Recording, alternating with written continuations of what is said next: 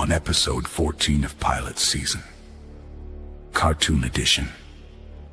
We step into the magical beginning of a Saturday morning classic with the Smurf, the Astrosmurf. In this charming and imaginative pilot episode, one Smurf dares to dream beyond the village and beyond the stars. When Dreamy Smurf becomes determined to travel into outer space, his wish sets off an unforgettable adventure filled with wonder, humor, and the kind of fantasy that made the Smurfs a beloved cartoon for generations. As the Smurfs come together to help make the impossible happen, the Astrosmurf introduces the heart, charm, and storybook magic that defined the series from the very beginning. It's whimsical, heartfelt, and full of the playful imagination that turned a tiny blue village into a television legend. This is the Smurf, the Astrosmurf. Welcome to Pilot Season, Cartoon Edition, the podcast where we go back to the very beginning and review the very first episodes of the cartoon shows that helped shape generations. Each episode, our panel dives into the pilot of a classic animated series, breaking down first impressions, unforgettable characters, iconic moments, and whether that very first episode still holds up today. In Season 1, we'll be covering legendary cartoons like He-Man and the Masters of the Universe, Robotech, Robot Chicken, Thundercats, Voltron, and more. From action-packed adventures to groundbreaking comedy, we're taking it all the way back to where these animated classics began. So get ready for nostalgia, opinions, deep dives, and a whole lot of cartoon talk. And now, here are your hosts, John, Alan, Kinte, Renee, and Jen.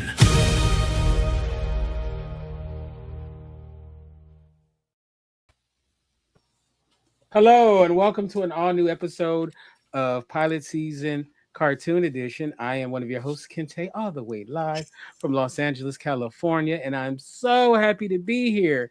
And I got to start off the show by calling Bolshevik because my intro, I totally messed it up. We are not talking about Astrosmurf. We're going to be talking about the first episode, which is called Smurfette. The reason why there's the mistake is because it actually, there's sometimes with these older shows, the actual first episode isn't always listed right. So at first it said Astrosmurf, but really then I found out it's actually the show Smurfette. It is the first one. So that intro about the Astrosmurf, just act like you didn't hear that. Let's wait, you know what? Okay, pretend this is the Men in Black wand thing and Neuralize. What happened? There you go. So man, I forgot about this whole episode now. Well, that's the end of that. Oh, you know what'd be good is when they need to when the bill man comes to that would be perfect. Man, I forgot my account number, you know. That would be perfect. My luck, I would have the thing backwards and I could do it myself. Oh, shoot. I owe double. Yeah. All right, so let's start off with the ladies. We're gonna start off with the one, the only, the mysterious Renee. How you doing? Ooh, hey, I'm good. How are you? Fine. You know what they say is the people from Maryland are mysterious. Oh, is that what they say? That's why they don't live here. Edgar Allan Poe, where was he from? Well, he ain't here no more, so. So it's good to see you. You look You beautiful too. as always, and I'm looking forward to hearing what you have to say. Oh, thank you so much. All right, this next lady, she lives in Hawaii. It's the one and only Jen. How you doing, Jen? Good. I have actually heard that there are Smurfs that live in Hawaii. Did you know that? What? No. Yeah. No, not really. They're actually called Menehune, and every cultural person on the island will probably be out after my head after this. But they are little people. Oh, Oh. Are they blue? Wow. Okay. Well, you know, the Navi, they're kind of like tall Smurfs. They have a little bit more women though in their population. Yeah, just a little bit more. Just a little bit. All right, this person, he was in Hawaii and he got out and came to the dark side, North Hollywood to be exact. It's Mr. Carter Comics himself, Alan Carter. What's up, dude? Well, not too much, but I am looking forward to this episode. Watching it brought back a lot of memories. I felt like I was, 6 eating pancakes for breakfast on Saturday morning. So it's going to be a good time.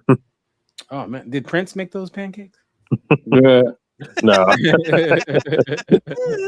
No, he made the raspberry beret one. That was nice. That was tight. That was good. Yeah. That was Sold at the secondhand store. that's nice. I love it. That's my favorite Prince song. By the way. All right. And last but definitely not least, this brother got his fingers in a lot of pies. And I mean it literally. Well, kind of literal, because that's a different both. Yeah, that's the triple entendre. But it is the one and only John. How you doing, brother? What's going on? Yeah, it's similar to what Alan was saying. It's actually brought back memories watching that, because I was, it was, I think it's already off air when I started watching it, but it was still pretty cool to watch. And then, of course, I was young watching and didn't realize what it was really talking about until now. I'm like, this is interesting. But yeah, looking forward to talking about it. Oh, yeah. All right. So before we get started with the actual episode, and yes, we're going to be talking about the Smurfs, we have our leaderboard. Now, we have our brand new leaderboard. Ooh. I touched it up to make it look right. Wait. Let's do a drum roll. All right. Here we That's pretty good. Oh, ooh, look at that. I like it. Nice. Yeah, ChatGPT. Oh, that looks good. ChatGPT. And look, I am not clapping for ChatGPT. Good job, Kinte. Good job. Yeah. And they got it. Like, it's platinum is one. Gold is second, and bronze is third. Look at the colors and everything, and they're in order.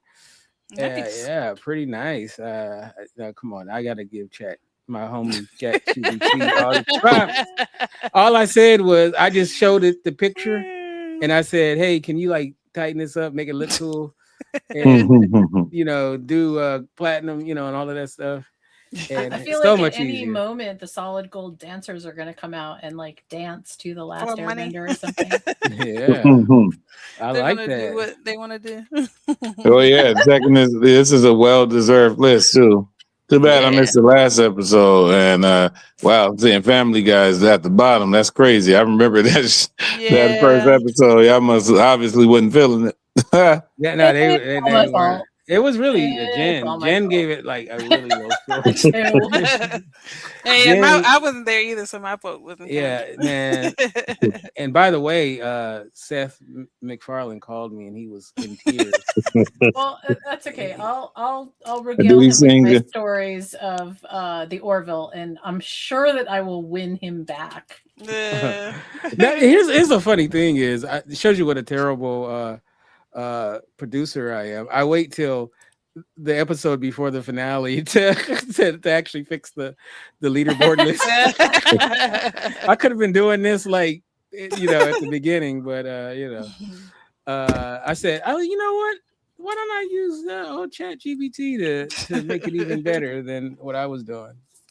But no, this is the leader list. So as you can see, Avatar is number 1, Afro Samurai 2, Robot Chicken, and it actually has it in the order of from best to worst. So pretty cool. All I told him was to do it. Nice. So, pretty cool. I love again. technology. I am struck I'm struck by how incredibly eclectic the entire leaderboard is. But our top 3 are so different. Like each one of them is so different. We definitely all have very interesting tastes. Yeah. Mm-hmm. You know what's funny though about Robot Chicken? They probably sent up every single one of these cartoons pretty much during their run. You could probably find a Robot Chicken episode of just about all of these cartoons. Pretty much, yeah. And it's funny too. If Family Guy would like to do it, they just can't do it as good as Robot Chicken did. So yeah. I'm pretty sure there's a Robot Chicken of Robot Chicken. Probably, yeah. Right. Now, I'll say this. Since we did the Robot Chicken pilot, I've been binge watching Robot Chicken. I haven't seen it in a while. And just cry and laugh. And their Star Wars stuff is so fun. Oh, yeah. The Star Wars, the top. They made the best Star Wars parody stuff, at least I've ever seen. Yes. Nikki. Hey, hi, Nikki. Nikki's in the chat. What's up, Nikki? All right. So, yeah. All right. So, you know how we like to do it. We're going to start off with a little brief history of the Smurfs. So, here we go. The Smurfs was produced by Hanna Barbera Productions for NBC and premiered on September 12, 1981. The cartoon was based on the comic characters created by Belgian artist Peyo Hanna Barbera, adapted the little blue characters for American television, and turned them into one of the most successful Saturday morning cartoons of the 1980s. The show mixed fantasy, comedy, and adventure, centering on the Smurf village and their constant run-ins with Gargamel and Azrael. Its popularity led to a long network run, multiple seasons, and a lasting place in cartoon history. Main cast and who they played: Don Messick, Papa Smurf, Baby Smurf; Lucille Bliss, Smurfette; Michael Bell, Hendy Smurf, Hefty Smurf; June Foray, Mother Nature; Paul Winchell, Gargamel.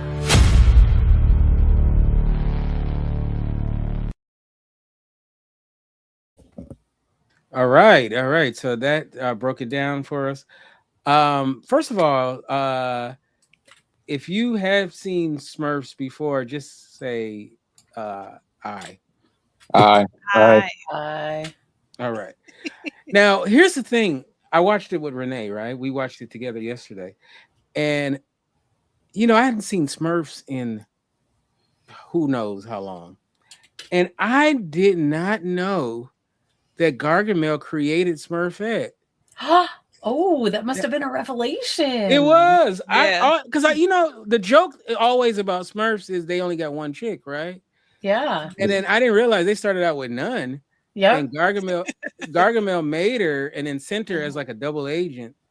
And then, but she became part of the group, which is so funny that when they glowed her up, she went from a brunette to a blonde, because when blondes have more fun, right? And it was so funny because I was like, when I saw her, I was like, I remember her being blonde, like her in the beginning with the black hair. I was sitting there like, that don't look like Smurfette. And then when they glowed her up, I was like, oh, okay, that makes sense. So. But I thought that was funny, which is so. Then I asked Renee, I was like, if he could sit there and make a Smurf, why is he hunting the Smurfs? He could just make him some Smurf and then eat them, because that's all he wants to do is eat them, right? They don't have a cartoon. They don't taste good until they go through the Pinocchio process. What did he do? He said he took some blue clay and he was like, I'm gonna make me a girly Smurf. I'm gonna name her Smurf. He named her and everything. That one blew me away because I did not know that Gargamel created Smurfette.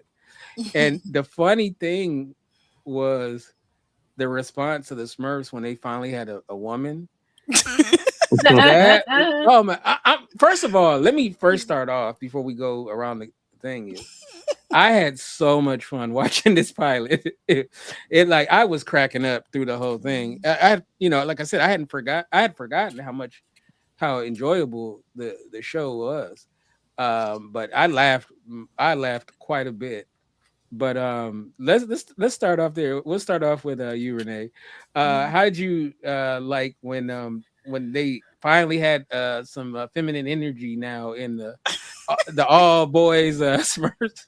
How'd you like how they responded? I mean, I thought it was funny, but typical. I said boys, however old they're supposed to be. So there's finally a girl there, so their hormones were all going crazy. Oh, and then they started, when they had the they all made her cakes and stuff, but then they started beating each other up, trying to fight for it. So I just thought it was, funny, but real how boys would act, I think.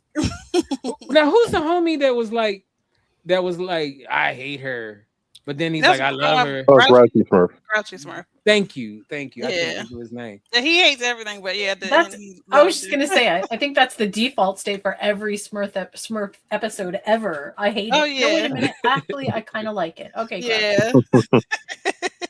Yeah. So let's go to you, John. So what did you think about when they put some feminine energy into the all masculine Smurfs? How they just like lost their sheaths. Yeah, it's funny. That's what happens. Dudes be cool, and then as soon as a little bit of estrogen comes in there, they got crazy. Like that's what goes on. Like for real. Like Renee said after the little upgrade she got, then now they really they're fighting each other, bringing their gifts and all of that. And that's the same thing. If you take a sausage fest and then add a little bit of feminine energy in there, dudes get to tripping, and then it's natural. That's what happens. That's what guys do. Actually, that happens with mammals, period. Actually. Like not even mammals in the whole animal kingdom. That's what happens. Mm-hmm. So it's a natural thing. So it's just funny seeing that play out. I thought you were saying. I thought you were gonna say you add a taco to the sausage. That's what I thought. Some was coming, but I didn't have nothing. I didn't have anything. I was like, man, what food reference am I gonna use? But I wasn't quick enough. Wait, you had it, John. I had nothing. But see, I knew something. I was like, damn, man, I got this nothing. But see, one of y'all was gonna help it out and add something to it. Because I'm going off the top of the dome. But yeah. But that's how that goes. So that was just too funny. And I do like how it's just the way Gargamel was. He's like, yeah, I'm gonna send him a Smurfette. She's gonna rip them apart and tear their hearts out. I'm like, dang. It's like shows what the writers thought about women, huh? I know, right? Yeah, they were on sexy. Honestly, I was at first. I was like, dang, I think the writer just was going through a divorce or something. It did feel like that. All right, so we're gonna get to you, Jen, in a second. But what about you, Alan? What did you think when Smurfette was introduced into the group? Oh man, from the moment like it was the second or third line, she said like, "Do you like what you see?" And I was like, first off, like, damn, from a cartoon. Wow, they just went there with that, and then of course everything just went off the rails, almost causing a flood in the village because she wanted to see the lever and everything. I was like, geez. And this was even before she was blonde. She was still black hair. The weird thing is that with the black hair, even though Gargamel created her, she kind of looked a little bit like Gargamel, even with like the long black hair. It was weird. Yeah. Oh man, you're right. Yeah, she did. Yeah. Yeah, that's interesting. Yeah, that's right. He made her in his own image. Yeah, that's but blue. Yeah. All right, so Jan, what's your take? Well, I have a lot of thoughts about this. I have way too deep thoughts about this. So okay.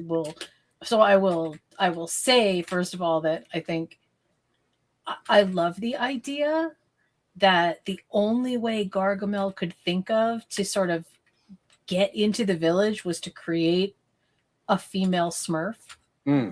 Because if you know anything about Baby Smurf, you know Baby Smurf was delivered by the stork, right? So clearly they don't actually need a woman.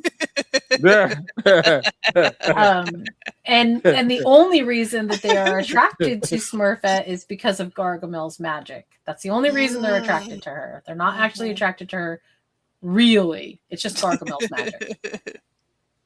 So are they like are these guys like those MGTOW guys, you know? They're like we don't need no women, and then she comes in, they're like maybe we need a woman. Exactly. Yeah, something like that, right? I mean, that's all.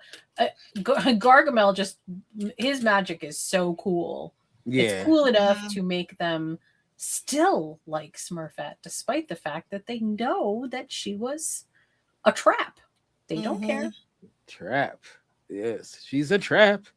Don't So, trust a big button to smile. Boom, boom, boom, boom, boom, boom, boom, boom. I love that scene where she's trying to figure out her what to wear in her Yeah. closet. Oh God! Oh All my the dresses god. are like the same. The same. Yeah, that was another one of those right there where some dude was married or something. And it was like, man. Just pick something. The blue one doesn't matter. That's definitely a guy thing throwing that in there. Like this whole episode was a lot of that. Yeah. Now let's talk about.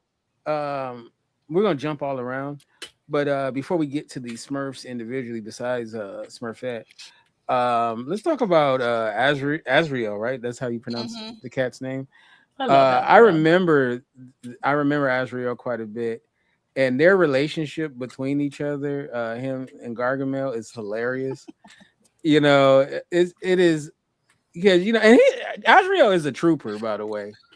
Azrael will do whatever Gargamel wants to, for the most part, and whatever cockamamie plot he comes up with. So let's go back to you, Jen. What do you think about Azrael as a character? I've never actually seen a cat roll its eyes, but I assume that that's exactly what Azrael is doing all the time, just rolling his eyes. I mean, I actually, if you ask me, like, what character do you identify the most in the Smurfs, I would have to say that for me, it's Azrael. Okay, Azrael. What about you, John? You've had many cats in your life. Did any of your cats act like Azrael? Yeah. I mean, it's funny, like in the way of that whole, like, I don't really care about you, but I'll be around. That's it. Right. That's cats. Yeah. They're like, yeah, whatever. And then when you not occupied or paying attention to them, then they hop on your keyboard or something. Like, Right. like, hey, look at me. And then when you're looking at them, they're like, all right, fine, I'm done. I'm tired of your presence. Dismiss, and they just leave. Like, that's cats. They so they just like do the opposite of what you want them to do. And some cool cats are cool, but a lot of them are they're just there. But that's kind of Azrael. He's just like, yeah, okay, man, I work with you, but I really don't care about what's going on. Like, where the food at? That's Azrael. So it's funny. One time I was watching a YouTube video where this woman is talking about like cults and stuff, and she's like, it's real intense. And so you're watching, it's her in her office, right? And you see her cat just up on something. Then you see the cat in the front frame, and the cat is just licking himself, cleaning himself, right? And she's like talking about some real serious stuff. And the cat, gets kind of, personal with the licking, right? and then you just see her kind of turn her head, and then you see a jump cut, and then now the cat is no longer. It's like she was like, "Oh wait, this doesn't look good in the video." So that man is cats be on that too in the video. They come through, occupy the whole screen. They know what they're doing too. They're smart. They'll hop in front of the camera too. They know where the angle is, and because they pay attention. So they're like, oh yeah, he's like, oh yeah, the human's in front of this. All right, let me just hop in here real quick. Like let me hop on the keyboard real quick. Stop the stream. Like, they know they know they pay very close attention to stuff. So they already see everything. They find out how to open up stuff. Like, they know what's going on. They do a lot of stuff intentionally. So yeah, they could be douchebags. So it's like, let me get in front of the camera and just occupy half the frame. Like they pay attention. Oh, that's for sure. The funniest thing to me is that Azrael is actually smarter than Gargamel. Yes. Yeah. I mean, that kind of says a lot, don't you think? Did he change like over the series? For some reason, he looked different to me. Yeah, I think the early episodes of Gargamel do look a little bit different. But I mean, Azrael. He looked Azrael. The cat. Yeah, for some reason I thought he was a little more like scruffier, I guess. As the season went on. I don't know. You have to look it up. I'm have to look that up. Yeah. Mm-hmm. Yeah. All right. Okay. So let's talk about old Gargamel as well, Alan. As villains go, in especially 80s cartoons, I've always liked him. He's not like evil. Well, I guess he's technically evil. He's obviously not he's Cobra just Commander. Hungry. Yeah, right. He just hangry. Because apparently there's no Taco Bell. Hangry. There's no Taco Bells, right? Yeah, like this. Talk about a blue Baja. Yeah, he can't whip up some food. Like what's going? Like, dog, you got all that magic baked pizza or something, bro. Like, what's wrong with this guy? Yeah, our next cartoon, they're always eating. Oh yeah, Segway. Understanding plug. Shameless plug. There it is. But yeah. So Alan, what do you think about Gargamel and Azrael too? Because you didn't get a chance to do your Azrael. Yeah, and it's funny because I'm actually cat sitting, although that cat's nothing like Azrael. He's pretty chill. But, yeah, you sure? Maybe you just don't know him well enough. But no, similar to what Jen had said, like it's because so many cartoons, like the main villain is the most menacing, and then he'll have like, bumbling henchmen or people or pets or anything, and it's the complete opposite because Gargamel, he's pretty like dopey, but Azrael's doing he's doing the grunt work. He's the one who's the most threatening. He's the smartest. So that's a nice flip on maybe the second or third cartoon I remember watching as a kid. So even watching that, it's like only the second or third cartoon. It's like, oh, this is completely different. So this is already kind of interesting where, it's reversed for the villain. So that already made it really, really cool to watch in terms of having a henchman doing all this work and being the most threatening. So I think that worked out really well because even after that, I don't know of too many other cartoons, at least in the 80s that I watched that were doing that in terms of that flip. No, not at all. Yeah. What about you, Renee? What do you think about Gargamel? And he's funny. So some of the stuff he says is funny, but like you all were saying, if he can make a Smurf, he could make anything. But I just thought it was funny. This is the best day of my life. Oh, you heard that? When he I'm sorry. It's okay. When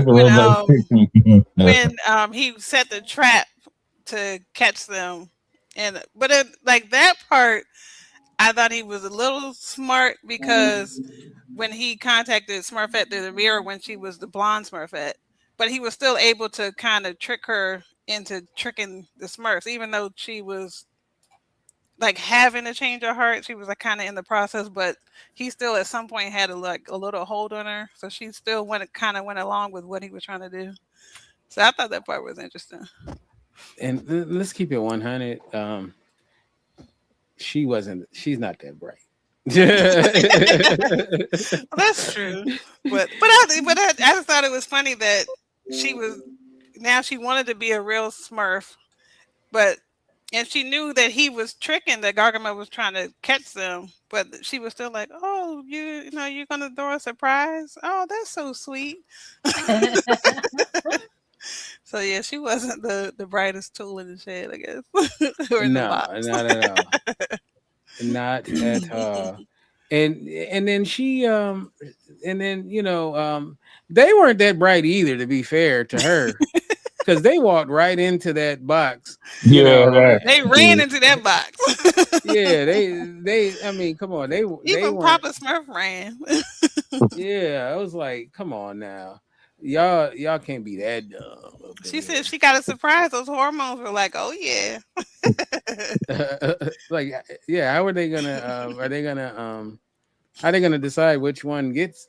Draw sticks. Flip quarter. Whoever Yeah. picked their berries first.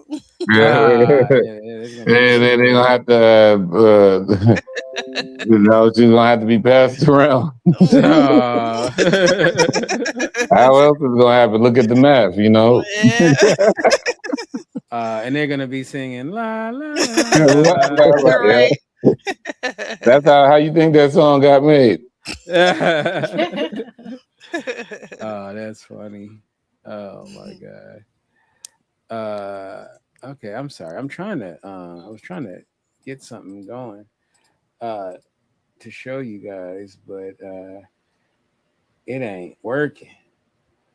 So I apologize to all the people. But last week I wasn't doing I wasn't on my grizzle. Grizzle. Yeah. Yeah, I was so I like I said, I apologize. But anyway, let's go into who's everybody's favorite Smurf. Renee, you have somebody in mind? My favorite, that's a good question. I like Jokey Smurf, and then what's the one with the glasses? Oh, Brainy. Brainy, yeah, because I think I'm like the nerd Brainy, but I like to tell jokes, So I'd say probably a combination of those two are my favorites. This is Sorry about that. Just random Smurfs running around in the background. They're in the house. Real quick, I'm gonna show you guys. Real quick. That's if it'll show. Jeez Louise.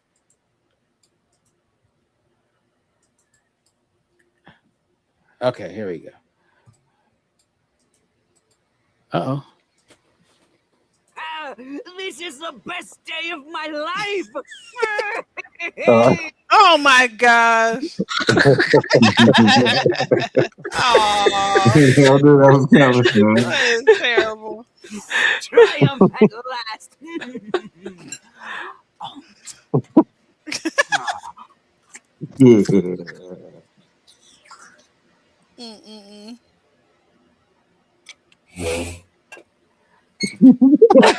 Trash. It's Gargamel. Yes, the usual. That was fried rice, please. Fried rice. Oh my god!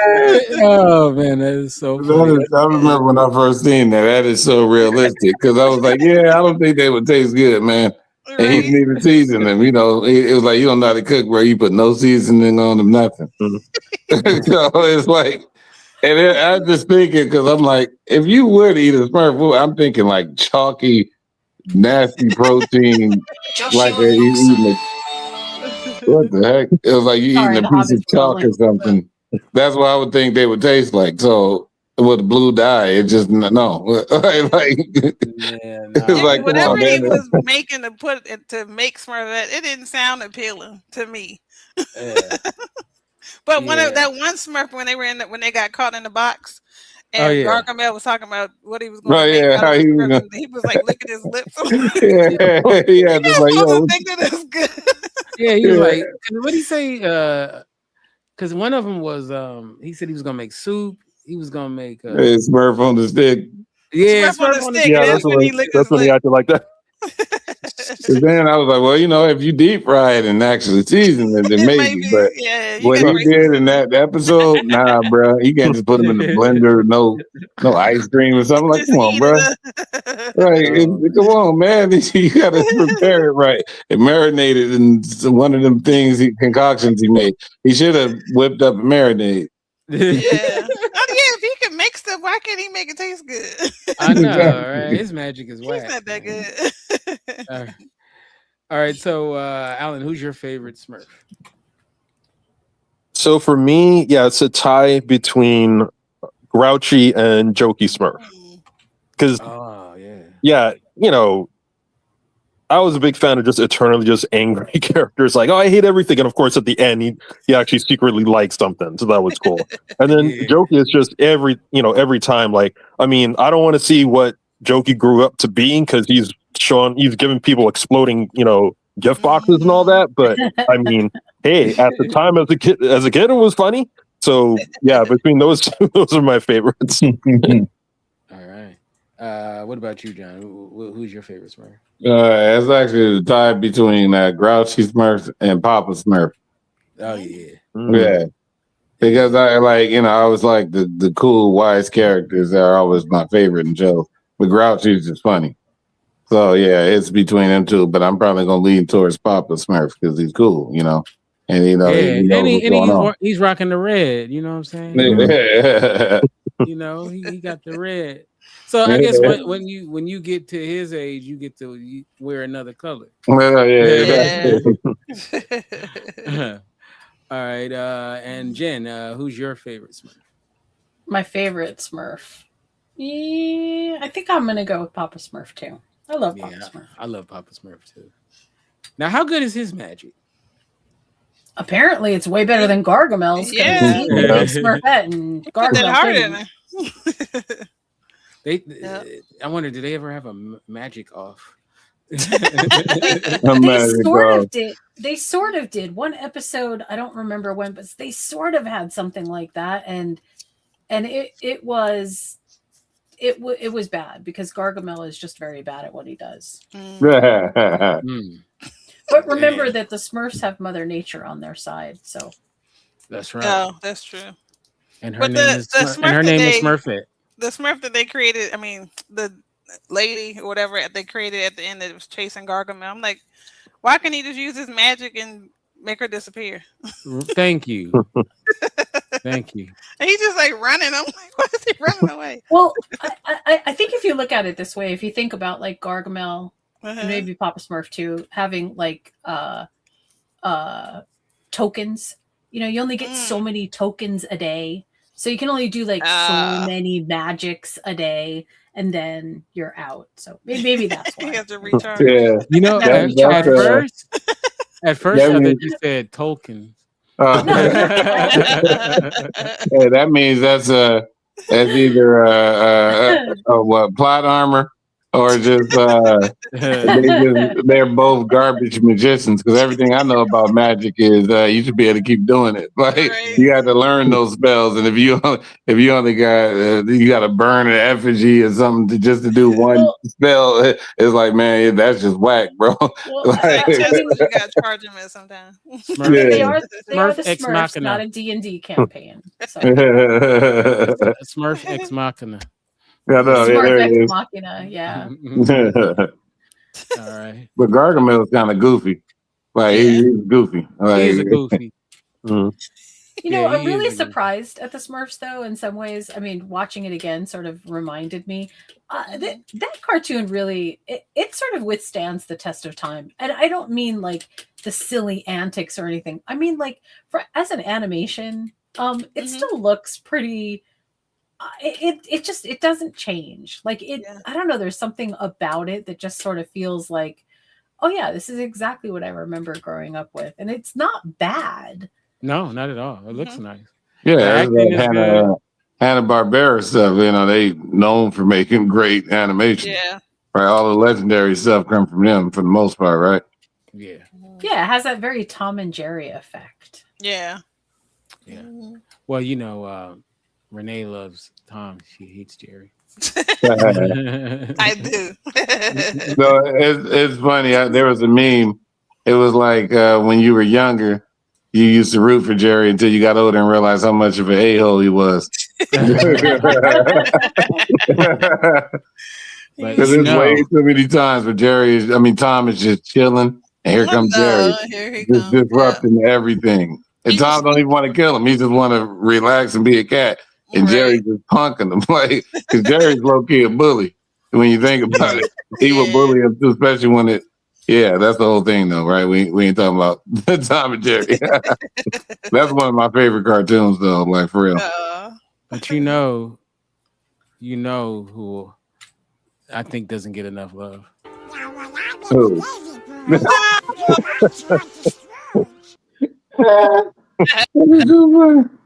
Oh wait, what about you, Kinte? Who's your favorite character? Oh, Papa Smurf. Papa yeah. Smurf and Smurfette, because I like women. Which Smurfette? You know what? That brunette wasn't looking. He was looking pretty nice. I don't know. I don't know if that was a blow up. So you actually have a crush on Gargamel, is what you're saying. Yeah. All that weave, I don't know if I like that. Exactly. Gargamel know how he got good taste in females, and women. He know how to. Yeah, he know what he was. See, this Papa Smurf don't got good taste because he messed up at the end. He's supposed to see. Gargamel knew what he was doing. He sent the attractive Smurf for him, right? So they felt, and they just punked Gargamel like, "Hey, we're gonna send a crone after you." Like, right? Yeah.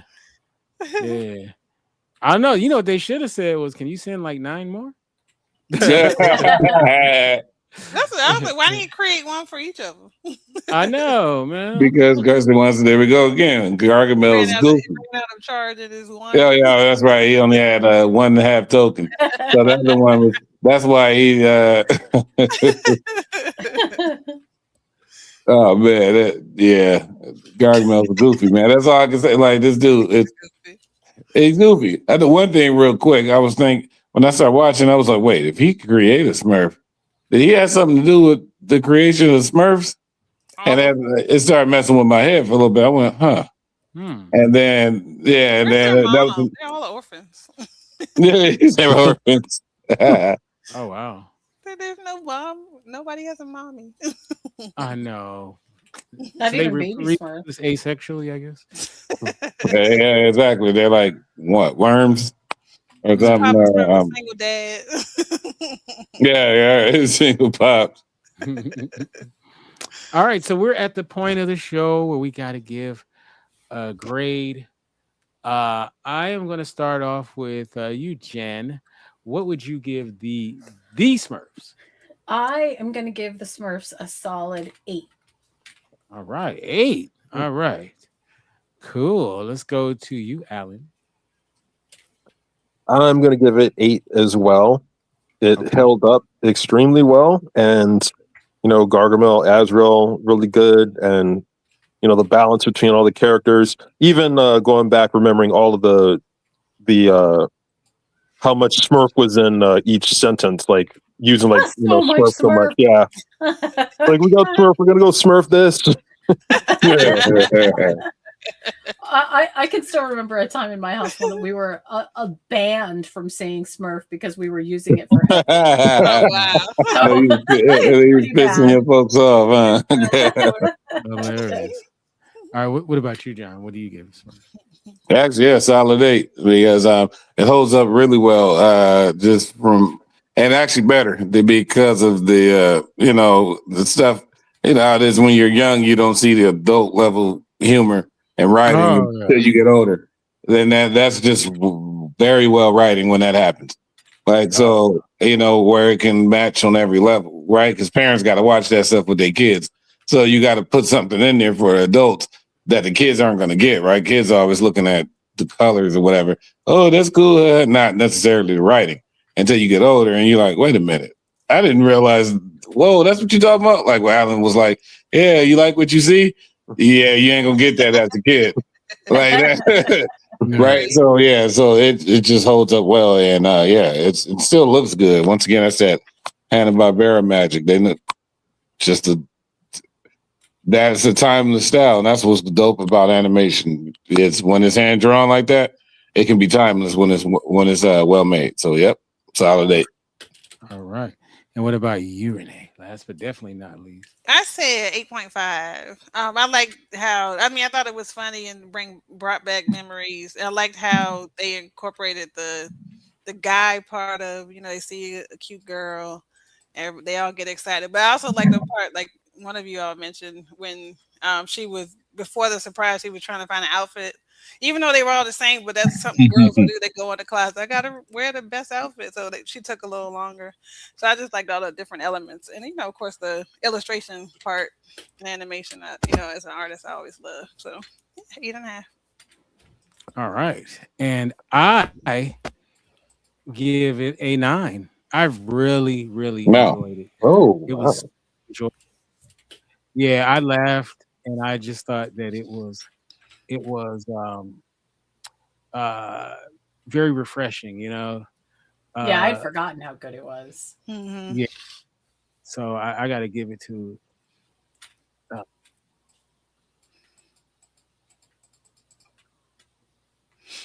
So I give it that, and so we're about to find out what the final score is. All right. So Well, let me talk something real quick that I was gonna hold, but I can't. So when me and my little brother used to watch the show, real quick, we used to be like, man, the Smurfs are just goofy, right? They're corny, right? So we would make fun of them, right? So we would do the la la la la la la la la la la la, and we would act like they would at the end of the song like they got hit with a bat and just real. So we would go la la la la la la la la la la la bink, and a bink is like them getting home run across the field. So we would just do that all the time. I was going to keep that in my head, but it's just. This is a perfect time to think. I forgot about that until watching the show. I was like, man, I need to call Alex and be like, hey, remember la la la la la la la la la la la pink. But it's a bat or a hammer or whatever, because when we watched the Smurf, we was like, man, I just want to football kick all of them. Like at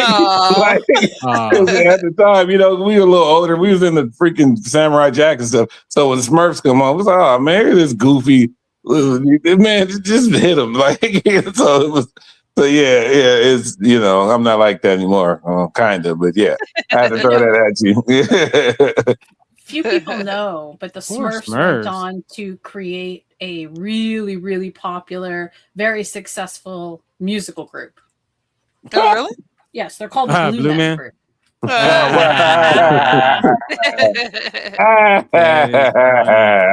That was a good setup. All right, so that was actually perfect comedy right there. Actually, that was. I thought you were gonna say. I thought you were gonna say that they created the Crips. I am not that cool. I mean, thank you, but I am not that cool. I actually met the dude. They are like a gang, you know what I'm saying? That's funny. I actually met that Blue Man guy at Burning Man, the drummer, one of them, the Chris or something. Yeah. It was pretty cool. Yeah, he wasn't in the blue, but it was real cool. He was just there messing around, like, yeah, pretty dope. What? He wasn't wearing blue? Nope. That's why nobody knew. He was like, yeah, this is the dude Chris something from the Blue Man group. What? And I got to chop it up with him. He was like, hey, man, I like your energy, man. I was like, all right, cool, bro. Yeah, he's playing the drums. It was this crazy LED drum on top of our car, and this art car was hard to explain, but it was amazing. But yeah, this Russell Crowe looking dude owned it, and he really looked like a buff Russell Crowe. It was crazy.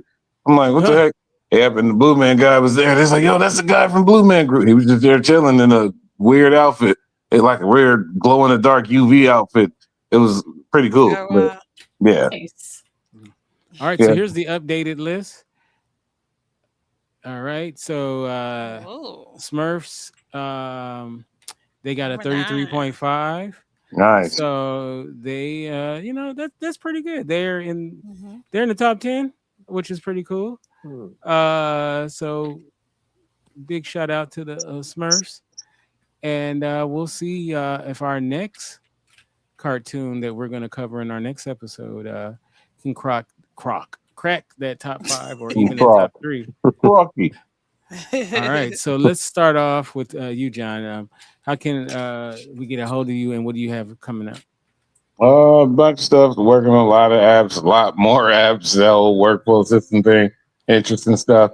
So more than likely, you're going to see a whole application system come out. Actually, yeah. So that's the main thing, and getting clients in. Like I always say, you guys check out Take It to the West Side on Tubi and Amazon Prime. Don't skip the ads, please, when you watch it on Tubi. All right. And let's go to Alan. So first, you can find me on Blue Sky, Instagram, and Facebook. Search for Carter Comics. I've got about just 3 things going on. I am caught up with my Cosmic Force finale. I did some edits to part 2 of the finale, and it's looking good so far. So now I can continue on to finish part 2 and then start on part 3. Hopefully be finished towards the fall. And also, I'm going to be at Seoul Comics Con. That's Saturday, June 27th at Leimert Park, the Barbara Morrison Performing Arts Center from 11 to 5 p.m. Free admission. Also, I may be exhibiting at LA Comic Con. Things are still being worked out, but just stay tuned. Nice. Right. Oh, cool. Do you know Barbara Morrison? I do not. I actually just knew the name when I was exhibiting there last year, just to find out exactly where we were going to be at. She's a fantastic singer, a wonderful person. Her most famous song is called "Meet Me with Your Black Drawers On." I'm not even kidding. Yeah. I am not even joking. And I've seen her do that live a million times. So Barbara Morrison, she actually performed in my backyard many moons ago. So Barbara Morrison, she's fantastic. I like to meet me with your black drawers on. I can tell what that's about. Is that about sipping tea and drinking coffee? Yeah, and taking no dose. All right, Jen, how can we get you, and what can we be on the lookout for? Well, I am nowhere near as popular or illustrious as our esteemed panel.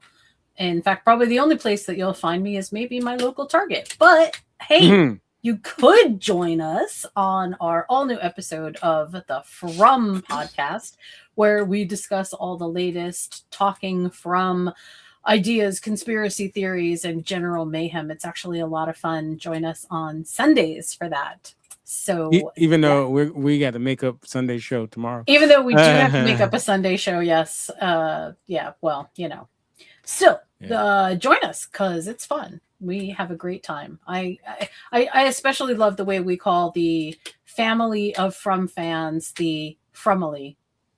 Yeah, and that title makes it hard because it's just talking from, it's like from what? From but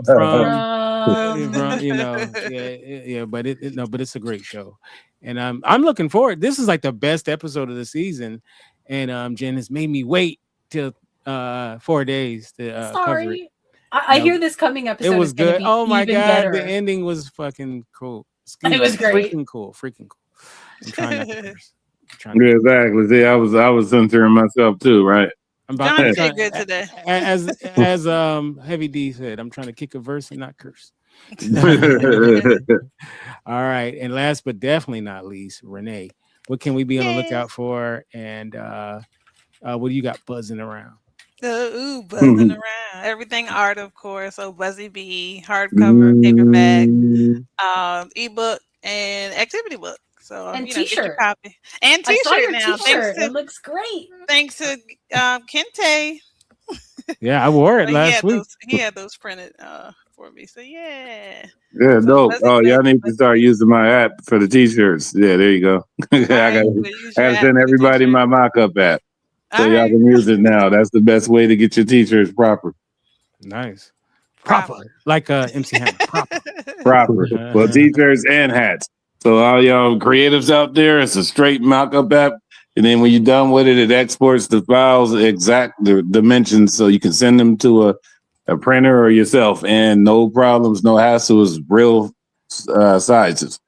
Yep. And even though it's a straight mock-up app, you don't have to be straight to use it. No, you can be crooked,